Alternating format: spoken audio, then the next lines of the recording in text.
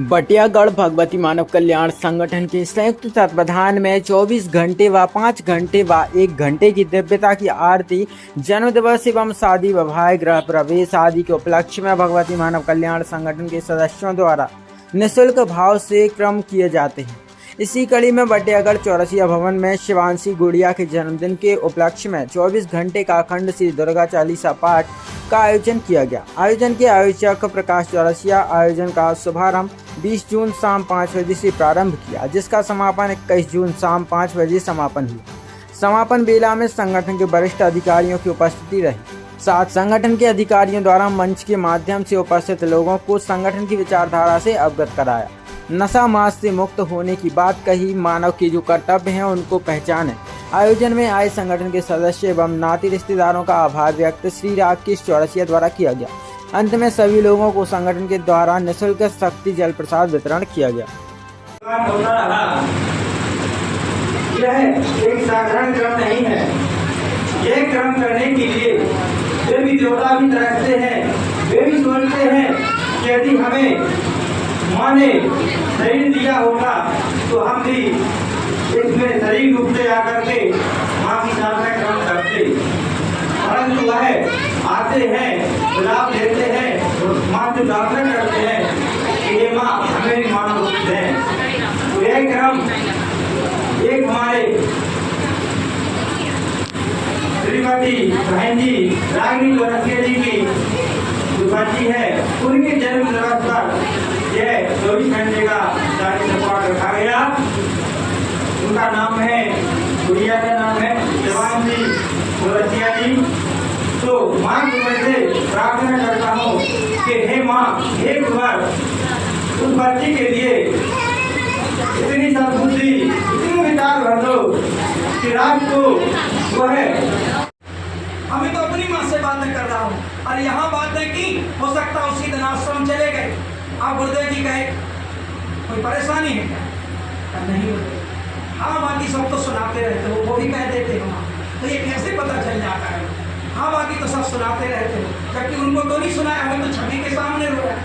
ये होता है एक चेतनावान गुरु हर जगह विद्यमान, जहाँ हृदय से पुकारो, जहाँ बुलाओ वहीं विद्यमान हो जाते हैं।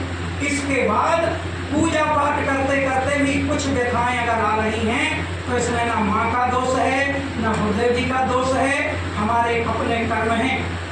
3 प्रकार के कर्म होते हैं, ये सिद्धांत जरूर समझ के यहाँ से जाइए। 3 प्रकार के कर्मों से हमारे जीवन में अशांति, दुख, व्यथा, सुख, शांति, समृद्धि सब कुछ 3 कर्मों से आता है। एक कर्म जो पिछले जन्म में किए थे, गुरु नहीं मिल पाए, मृत्यु हो गई, दूसरा शरीर मिला तो उस जन्म के पाप इस जन्म में जुड़ जाते, क्योंकि आत्मा तो वही, शरीर भर बदला, उसे प्रारब्ध कहते हैं। आपने सुना होगा कई लोगों के मुख से, प्रारब्ध जो पिछले जन्म का इस जन्म में भोगना पड़ता है, अच्छा या बुरा। अच्छे माँ बाप मिल जाए, अच्छी पत्नी मिल जाए, अच्छा व्यापार चले, ये पुराने जन्म के ही अच्छे संस्कार होते हैं। और पुराने जन्म के कुछ संस्कार इस जन्म में भोगने पड़ते हैं, वो पिछले जन्म के प्रारब्ध। दूसरे कर्म होते हैं जो बचपन से लेकर आज तक हमने किए, अच्छे या बुरे, उन्हें संचित कर्म कहते हैं। वो हमने इकट्ठे कर लिए, वो हमें व्यथा देंगे, वो परेशानी पैदा करेंगे। और तीसरे कर्म होते हैं क्रियावान, जो अभी कर रहे हैं, पिछले जन्म के, बचपन से लेकर आज तक के, और जो वर्तमान में कर रहे हैं। इन 3 कर्मों से हमारे जीवन में दुख आती हैं, व्यथाएं आती। इसमें ना माँ का दोष है, ना गुरुदेव जी का, ना श्री रामचंद्र जी, किसी का तो हमारा दोष है। अब जब साधना करेंगे तो वो कटती जाती है। जितनी ज्यादा साधना करोगे, जितने ज्यादा धर्म के मार्ग पर चलोगे, दूसरों की जितनी तुम्हारी हिम्मत है उतनी मदद करो, किसी को कल्पाओ मत, किसी की चुगली मत करो, किसी की निंदा मत करो, सबसे सहयोग की भावना रखो, गौ माता की सेवा कर दो, भूखे पशुओं को खिला दो। अगर तुम्हारी सामर्थ्य है, कोई नंगे पांव गरीब जा रहा है, उसे जूते पहना दो 10-50 रुपए के। किसी गरीब की लड़की की शादी हो रही है, उसकी शादी में थोड़ा सा सहयोग, आपको घर मिटा के नहीं करना है, हमारा खर्चा कम हो जाए। अगर आपके पास सामर्थ्य है तो परोपकार के कार्य करें। धीरे धीरे आपके पुराने कर्म जो प्रारब्ध संचित है वो धीरे धीरे कटेंगे और माँ गुरुवर की साधना करें, परोपकार के कार्य करें, तो गुरुवर का आशीर्वाद होगा। और गुरुदेव जी अगर प्रसन्न हो गए तो एक पल में भी आपके कई जन्मों के पाप काट देंगे। वो इनकी प्रसन्नता के ऊपर है, ऐसे नहीं काट देंगे कि आप गए वो तुरंत काट देंगे। भोगना भी आवश्यक है। लेकिन प्रसन्न अगर करिए। ये तो वो गुरुवर हैं जिन्होंने अपनी साधना, अपनी चेतना से इन्हें प्रसन्न किया। तो जो डॉक्टर कह रहे थे कि नहीं अब कुछ नहीं हो सकता, अब तो सिर्फ दुआ काम कर सकती है, दवा का कोई काम नहीं। 40-40 लाख रुपए 2 वर्ष की बेटी के साथ आ गया। अब ये दानवता कैसे समाप्त हो? और तुम करो रिपोर्ट तो सारे नेता उसकी तरफ लग जाएंगे बचाने के लिए, इसलिए चुनाव लड़ा जाता। आज सबसे ज्यादा खतरा इन्हीं राजाओं से।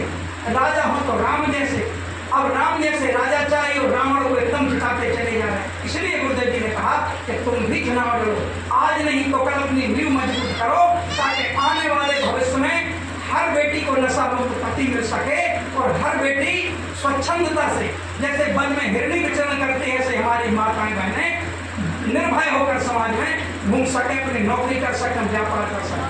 आज तो वातावरण ये है कि शाम के बाद बेटी का घर से निकलना मुश्किल है। स्कूल भी जाती हैं तो रास्ते में कलारी पड़ती है, वहाँ दारू पी के कई तरह के कमेंट करते हैं जो बेटियां बहनों ने सुने नहीं जाते। इसलिए गुरुदेव जी ने ये सफाई करने के लिए मैदान में राजनीतिक, गुरुदेव जी कहते हैं हर तरफ स्वच्छता होनी चाहिए।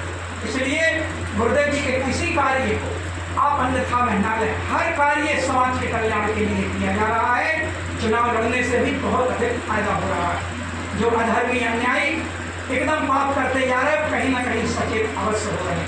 इसलिए आपकी बेटियां, आपके घर के प्रत्येक सदस्य पूर्ण गुरुदेव जी की विचारधारा को अपनाएं, हम लोगों की यही कामना है। चलते चलते